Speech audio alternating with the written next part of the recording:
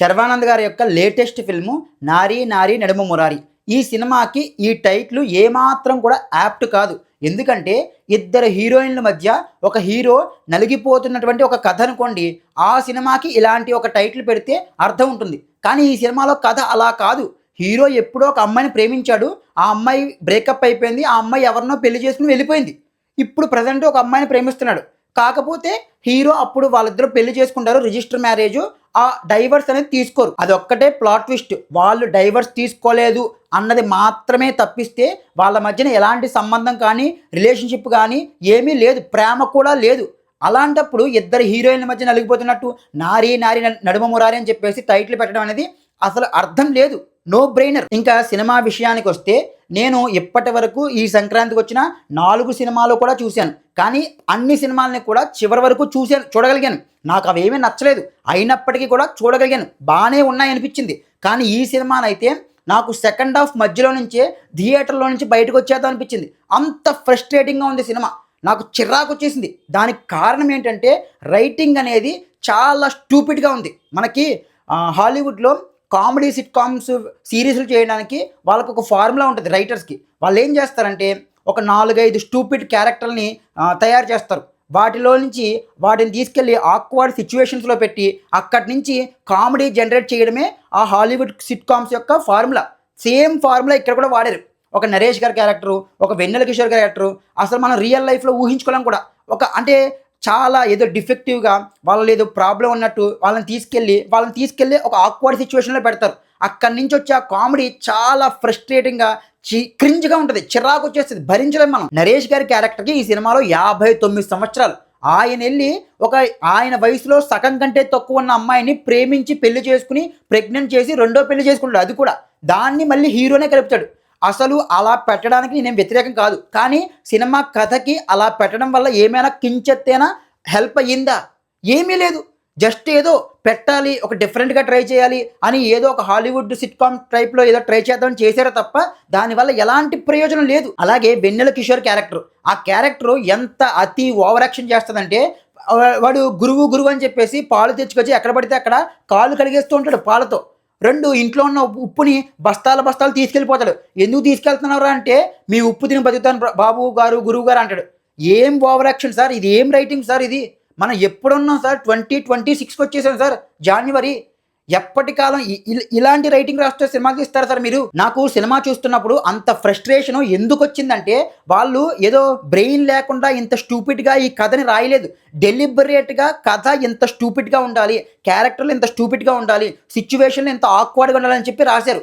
అంటే ఇప్పుడు ఇద్దరు హీరోయిన్లు ఫస్ట్ లవ్ చేసుకుంటున్నప్పుడు వాళ్ళకి మేజర్స్ అయ్యి ఉండి ఏదో ఆవేశంలో వెళ్ళిపోయి రిజిస్టర్ ఆఫీస్కి వెళ్ళిపోయి రిజిస్టర్ మ్యారేజ్ చిన్న దాని గురించి రిజిస్టర్ మ్యారేజ్ చేసుకుంటారంట. మళ్ళీ ఏదో చిన్న గొడవ వచ్చిందని సారీ చెప్పలేదని చెప్పేసి ఇద్దరు బ్రేకప్ అయిపోయిన తర్వాత హీరోయిన్ ఏకంగా తనకి లీగల్గా రిజిస్టర్ మ్యారేజ్ అని తెలిసి కూడా వెళ్ళి ఎవరన్నా ఇంకొకరిని పెళ్లి చేసేసుకుంటుంది. హీరో ఇక్కడేమో ఇంకో అమ్మాయిని పెళ్లి చేసుకోవడానికి సిద్ధపడిపోతాడు. ఆ మాత్రం కామన్ సెన్స్ కూడా ఉండదండి మేజర్స్కి. మేము లీగల్గా మ్యారేజ్ చేసుకున్నాం, దట్ టు రిజిస్టర్ మ్యారేజ్, అది ఆథెంటిక్ అవుతుంది, మేము డైవర్స్ తీసుకోవాలని తెలీదా? వీళ్ళకి ప్రాబ్లం వస్తేనే కానీ అప్పుడు ఆలోచిస్తారంట, అయ్యో మాకు పెళ్ళి అయ్యింది మేము డైవర్స్ తీసుకోవాలని.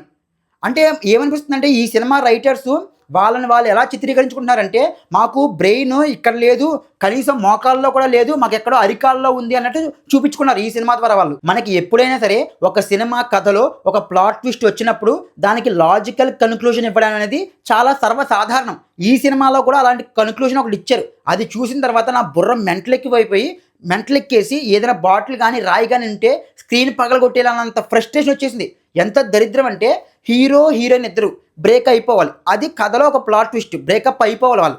దానికి వాళ్ళు ఎలాంటి కన్క్లూజన్ ఇచ్చారంటే హీరోయిన్ వాళ్ళ తండ్రి కంట హీరో నచ్చడంట. వాడు ఏం చేస్తాడు తెలుసా, నాకు ఈగో ఎక్కువ, నేనేం చెయ్యను, నేను సూసైడ్ చేసుకుని చచ్చిపోతే అది నీ మీదకి వస్తుందని కూడా ఏమంటావు, నేను చచ్చిపోతాను అంటాడు అంతే. జస్ట్ హీరోగాడు ఆడు ఏదో యాక్సిడెంట్ చేస్తాడు, హీరో కూడా అక్కడికి వెళ్ళిపోయి నా వల్ల ఆడు చచ్చిపోవడానికి వీలు లేదని చెప్పేసి అప్పుడు దాకా ప్రేమించిన అమ్మాయిని వదిలేసి వెళ్ళిపోతాడంట, ఏదో ఒక డ్రామా క్రియేట్ చేసి. వాడే ఎంత స్టూపిడ్గా అనిపించిందంటే నాకు ఆ కన్క్లూషను ఫ్రస్ట్రేషన్ అంటే షివర్ వచ్చేసింది, నాకు చిరాకు వచ్చింది. నేను ఈ సినిమా మేకర్స్కి బేసిక్ కామన్ సెన్స్ కూడా లేదు అని ఎందుకు చెప్తున్నానంటే, ఇప్పుడు ఎప్పుడైనా సరే మనది బ్రెయిన్ అనేది అంత ఈజీగా ఎమోషన్స్కి షిఫ్ట్ కొట్టదు. మనం ఏమీ ల్యాప్టాప్ కాదు, లేకపోతే ఒక టాస్క్ బార్స్ కాదు. మనం ఒక వెబ్సైట్ నుంచి ఇంకో వెబ్సైట్కి జస్ట్ అలా షిఫ్ట్ కొడితే షిఫ్ట్ అయిపోవడానికి మన బ్రెయిన్ కొంచెం టైం తీసుకుంటుంది. వీళ్ళు ఎంత దారుణం అంటే అప్పటి వరకు క్రింజ్ కామెడీలు, ఆక్వర్డ్ సిచ్యువేషన్లు, హైపర్ యాక్టివ్, ఓవర్ యాక్టివ్ క్యారెక్టర్లతో నింపేసి సడన్గా ఏదో ఒక ఎమోషన్ దీన్ని పెడతారు. ఎమోషన్ ఎలా కనెక్ట్ అవుతుంది ఆడియన్స్కి? వాళ్ళు అంత ఈజీగా అప్పుడు దాకా ఏదో చిరాగ్గా చూసిన ఆడియన్స్ వీడియో ఏడ్చేయగానే ఏడ్చేస్తారా? దానికంటూ ఒక సెపరేట్ బేస్ ఉండాలి. ఆ మాత్రం కామన్ సెన్స్ కూడా లేదు మేకర్స్కి ఈ సినిమాలో. ఇంకా టెక్నికల్ డిపార్ట్మెంట్స్ ఏం మాట్లాడతామండి ఇలాంటి రొట్ట సినిమాల గురించి? నాకు ఫ్రస్ట్రేషన్ వచ్చేస్తుంది చెప్తుంటేనే. నాకు ఈ సినిమాలో ఏదైనా కొంచెం పర్లేదు అనిపించిందంటే అది మ్యూజిక్. అది కూడా సాంగ్స్ కొంచెం డీసెంట్గా ఉన్నాయి, పర్లేదు అనిపించేటట్టు ఉన్నాయి. అది తప్పిస్తే మిగతా నాకు సినిమా అంతా కూడా ఫ్రస్ట్రేషనే. ఈవెన్ శర్వానంద్ గారి యొక్క పర్ఫార్మెన్స్ కూడా నాకు చాలా క్రింజ్గా, ఫ్రస్ట్రేషన్గా అనిపించింది. ఎంత చిరాకు వచ్చిందంటే, నాకు శర్వానంద్ గారు అంటే చాలా ఇష్టం. తెలుగు ఫిల్మ్ ఇండస్ట్రీలో మోస్ట్ అండర్ రేటెడ్ యాక్టర్ ఎవరైనా ఉన్నారంటే అది శర్వానంద్ గారే. ఆయన ఒక క్యారెక్టర్లోకి పరకాయ ప్రవేశం చేసి జీవించేస్తారు. అంత మంచి నటుడు ఈ సినిమాలో చాలా బ్యాడ్ యాక్టింగ్, డబ్బింగ్ కూడా సూట్ అవ్వలేనట్టు, డబ్బింగ్కి లిప్సింగ్ అవ్వట్లేదు, యాక్టింగ్ యొక్క పర్ఫార్మెన్స్కి డబ్బింగ్కి డిఫరెన్స్ వస్తుంది.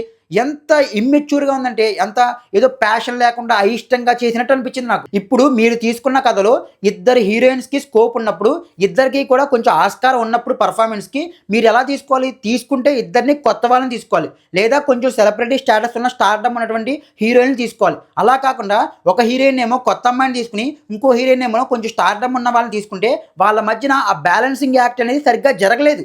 కొంచెం ఆక్వర్డ్గా ఉంది. ఒకళ్ళేమో పొట్టిగా, ఒకళ్ళేమో హైట్గా, ఒకళ్ళకేమో స్టార్డమ్ ఉండి, ఒకళ్ళకేమో స్టార్డమ్ లేక, వాళ్ళు ఆ క్యారెక్టర్లో ఇమడట్లేదు, ఆ క్యారెక్టర్లు కనిపించట్లేదు, ఆ పర్సన్స్ కనిపిస్తున్నారు. కథాపరంగా చూసుకుంటే సెకండ్ హీరోయిన్గా సంయుక్త మీనన్ గారే ఉంటారు. ఆవిడ స్టార్ హీరోయిన్, ఎంతో కొంత స్టార్ హీరోయినే కదా. ఆవిడని తీసుకొచ్చి అసలు ఇంపార్టెన్స్ లేని, పెద్దగా లెంగ్త్ అంటే డ్యూరేషన్ కూడా లేదు, మ్యాక్సిమం ఒక హాఫ్ అన్ అవర్ ఉంటారేమో సెకండ్ హాఫ్లో ఆవిడని తీసుకొచ్చి ఆ క్యారెక్టర్ చేయడం వల్ల ఏం ప్రయోజనం వచ్చిందో నాకు అర్థం కాలేదు.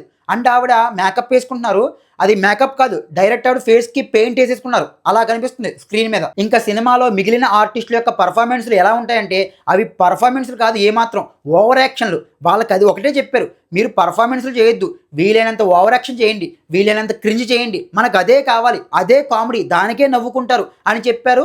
వాళ్ళు అదే చేశారు ఎగ్జాక్ట్గా. ఇంకా ఈ సినిమాకి క్లైమాక్స్ హైలైట్. ఎలాగంటే, మనకి ఒకప్పుడు బూత్ సినిమాలు, బిగ్ గ్రేడ్ ఫిల్మ్స్ వచ్చేవి. వాటిల్లో ఎలాగంటే ఫస్ట్ నుంచి లాస్ట్ వరకు కూడా వాళ్ళ సీన్లు, న్యూడ్ సీన్స్ అన్నీ వేసేసి ఎక్స్పోజింగ్ చేసేసి లాస్ట్లో ఒక డైలాగ్ వేస్తారు, ఇది తప్పు, ఇలాగ మీరు మీ జీవితాలు పాడైపోతాయని చెప్పి ఒక డైలాగ్ వేస్తారు. అలా ఉంది ఈ సినిమా క్లైమాక్స్.